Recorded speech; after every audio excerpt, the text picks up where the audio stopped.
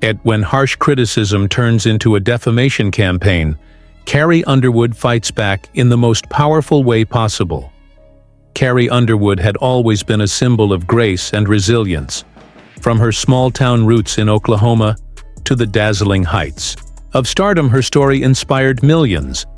But what unfolded after her inaugural performance was unlike anything she or her fans could have anticipated. It was supposed to be a night of celebration. Carrie handpicked to perform a heartfelt rendition of the national anthem at the swearing-in ceremony of a newly elected official was poised to deliver an unforgettable moment.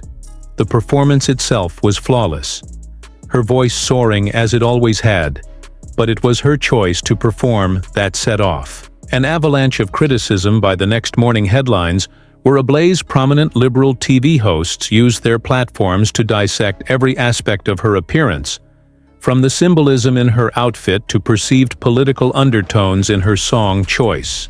What began as biting commentary soon escalated into accusations of Carrie promoting divisive ideals. Social media turned into a battleground with hashtags trending both in her support and against her. For someone who had always tried to steer clear of political controversy, this was uncharted territory.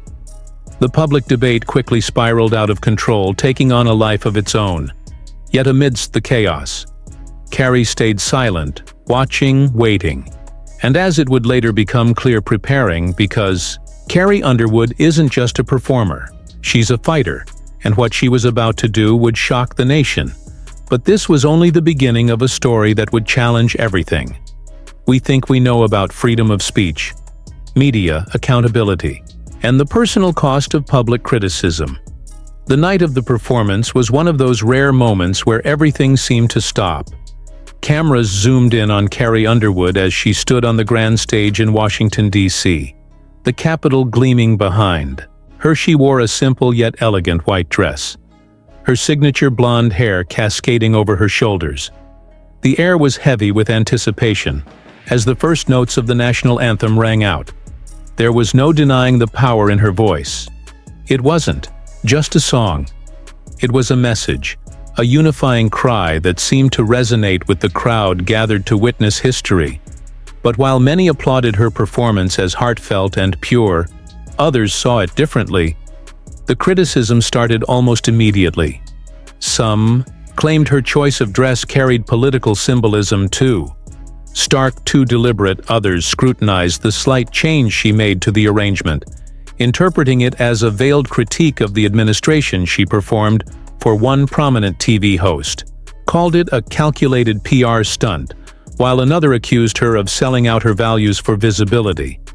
But what truly lit the firestorm was a widely shared clip from the event. In it, Carrie finished her performance and briefly exchanged a smile and handshake with the newly elected official. For her critics, that was all they needed. They began painting her as someone aligning herself with divisive policies, a narrative that quickly gained traction within hours.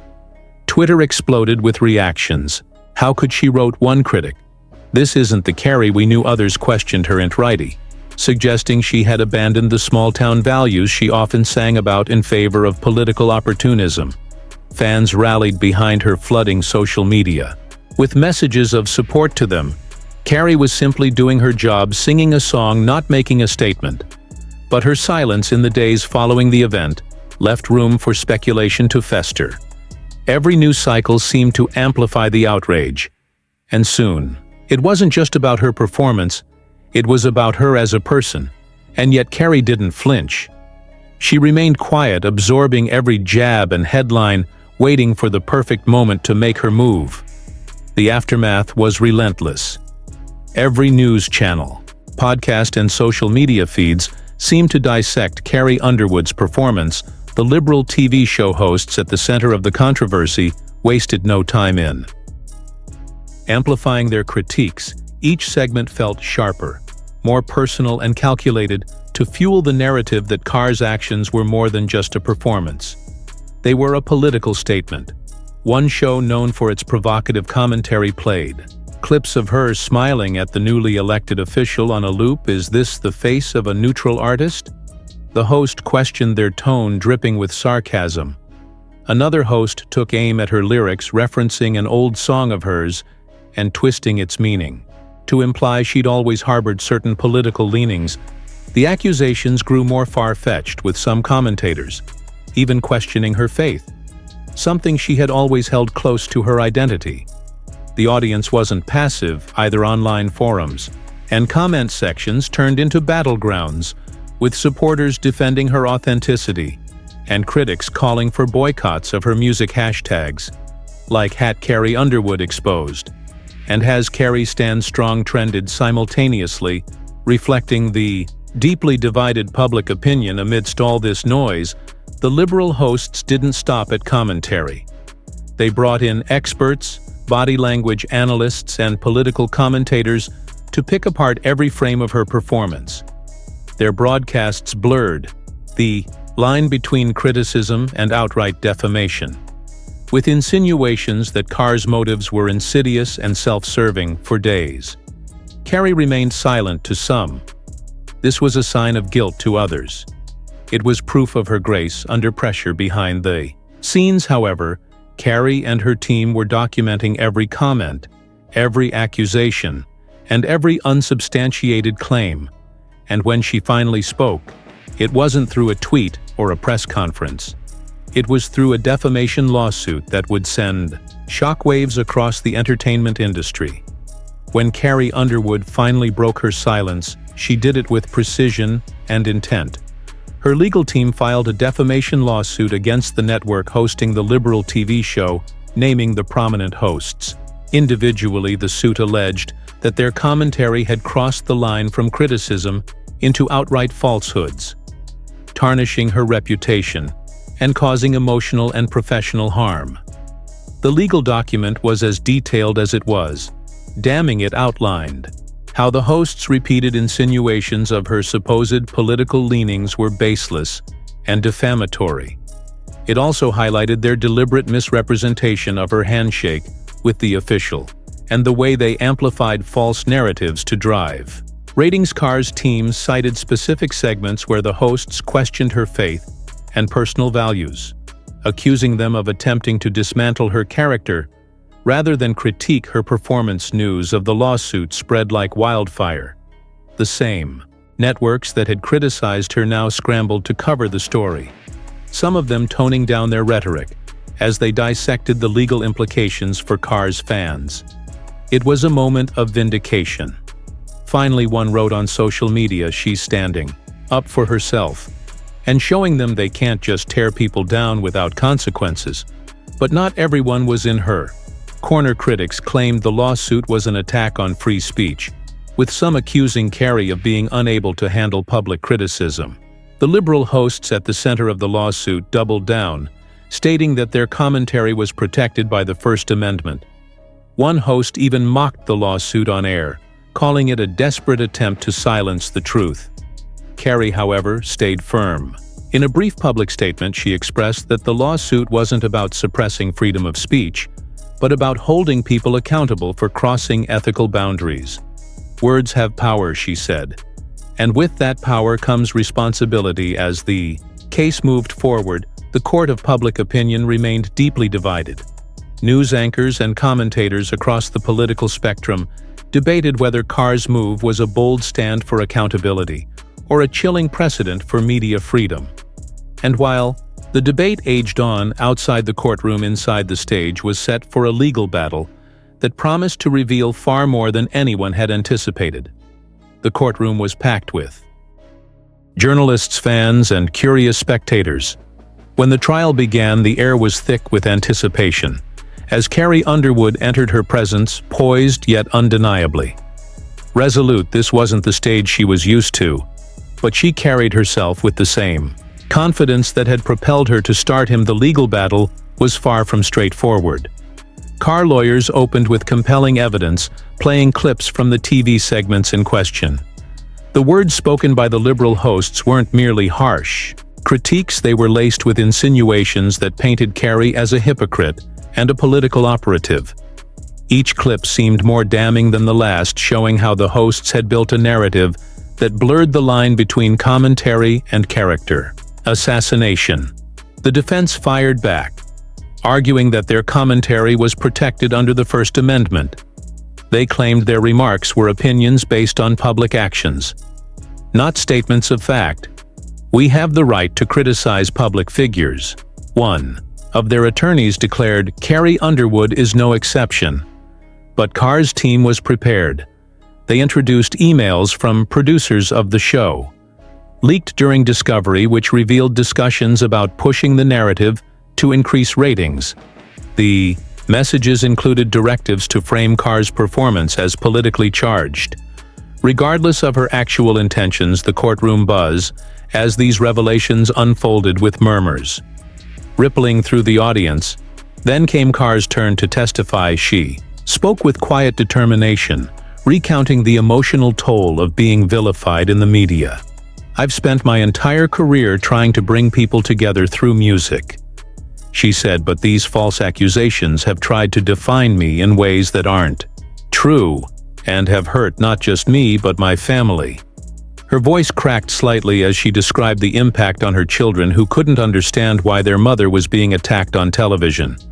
The most dramatic moment came when Carr's lawyer presented the final piece of evidence, a secretly recorded conversation between two of the show's producers. In the tape, one producer admitted that the hosts had exaggerated their claims to make the segments more controversial. "Controversy sells the producer," said bluntly. The courtroom erupted, and the judge called for order. The defense scrambled to mitigate the damage, but the momentum had clearly shifted. Even the public, which had been so divided, seemed to take notice of the manipulative tactics exposed during the trial, but the question remained, would the jury see this as a clear case of defamation, or would they side with the host claims of free speech? The verdict was just around the corner, and the stakes had never been higher as the courtroom drama unfolded. The world outside seemed just as polarized. News outlets on both sides of the political spectrum de-ed every word, every revelation, and every testimony. Social media platforms became battlegrounds for heated debates about freedom of speech, the ethics of media criticism, and the responsibilities of public figures. Supporters of Carrie Underwood flooded platforms like Instagram and Twitter with messages of encouragement using hashtags like #AscendWith, Carrie and Ruth Matters. "This isn't just about her," one fan tweeted. "It's about how we let media treat people. She's fighting for something bigger on the other side." Critics accused Carrie of trying to stifle the media and suppress free speech. Prominent pundits argued that the case set a dangerous precedent if public figures can sue over harsh criticism. One commentator stated, "Where does it end?" This could silence the press, but it wasn't just about Carrie anymore. The leaked emails and recorded conversation had sparked a much larger conversation about the ethics of sensationalism, and media panels of journalists debated the line between fair commentary and targeted defamation. Public figures came forward to share their own experiences of being misrepresented. Further fueling the discourse in coffee shops and offices, the average American weighed in. Some sympathized with Carrie, recognizing the toll of such public scrutiny. Others worried about the implications of holding media outlets legally accountable for their opinions. The nation was gripped by the case not just for the drama, but for what it revealed about the ever-blurring boundaries of media, truth, and accountability. Despite the noise, Carrie stayed quiet.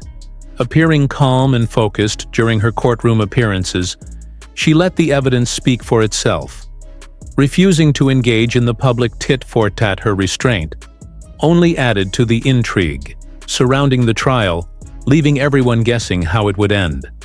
The final arguments loomed, and as the trial neared its conclusion, the spotlight shifted back to the courtroom, where the fate of this extraordinary battle would soon be decided.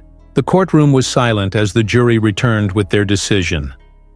The four persons stood the weight of the moment, evident in every measured word. "We find in favor of the plaintiff, Carrie Underwood." The words landed like a seismic shift. Carr's face remained composed, but the subtle rise of her shoulders betrayed the enormous weight she'd been carrying. The verdict was a resounding victory. The jury had determined that the hosts and their network had indeed crossed the line, defaming Carrie with reckless disregard for the truth damages were awarded in the millions, not just as compensation, but as a statement about accountability and media practices. The public reaction was swift, and loud supporters of Carrie celebrated the verdict as a triumph for fairness and integrity. "This isn't about silencing criticism," one fan posted. "It's about drawing a line when that criticism becomes harmful lies." Others viewed it as a much-needed reckoning for sensationalist media, applauding Carrie for taking a stand not just for herself, but for everyone who's ever been wrongfully dragged through the mud by headlines. On the other hand, critics decried the decision as a chilling blow to free speech opinion pieces, questioned what this would mean for journalists, especially those who comment on public figures. Some of the accused hosts remained defiant, stating they would appeal, but their reputations had already taken a serious hit for Carrie. The victory was bittersweet. In an emotional statement outside the courthouse, she thanked her fans for standing by her. "This was never about silencing anyone," she said, her voice steady, despite the clear emotion in her eyes. "It was about truth. Words matter, and they have real consequences. I hope this reminds everyone in the media to choose them wisely." She spoke about the toll the trial had taken not just on her, but on her family. She admitted there were moments she wanted to walk away to let the storm pass, but she stayed the course, driven by a belief that the fight was bigger than her. "This wasn't just about clearing my name," she said. "It was about reminding all of us that accountability matters, no matter how powerful the platform." In the months that followed, the case left a lasting imprint. Media organizations re-evaluated their editorial practices, cautious of the lines they were now hesitant to cross for fans and viewers alike. The trial served as a reminder of the humanity behind the headlines, urging a shift toward more thoughtful and ethical discourse. Carr's battle had been hard-fought, but it left an undeniable message: standing up for yourself, even in the face of overwhelming criticism, can lead to meaningful change. Carrie Underwood's journey wasn't just about winning a legal battle. It was about reclaiming dignity and truth, in a world that often sacrifices them for the sake of controversy. Her story is a reminder that while public figures are under constant scrutiny, they are still human beings, deserving of respect and fairness. This case also underscores a deeper truth for all of us. Words have power, whether spoken on national television, typed out in a tweet, or shared in a private conversation. The things we say carry weight. They can build someone up or tear them down, sometimes with consequences we can't predict. Carr's fight challenges us to be more thoughtful in how we engage with others, especially in a time when it's easier than ever to spread opinions without considering their impact. It's a call to hold media and ourselves accountable for the narratives we create and consume. As we reflect on Carrie's resilience, let's remember the importance of standing up for what's right, even when the odds feel insure. Accountable, whether it's protecting your reputation, defending your values, or seeking justice, staying true to yourself is always worth it. And if her story moved you, inspired you, or made you think differently, consider joining the conversation. Subscribe to our channel for more stories that challenge the norm, spark important discussions, and remind us of the power of truth. Let's keep this dialogue going together. We can make a difference, because in the end it's not just about what happens to Carrie. It's about what we learn from it.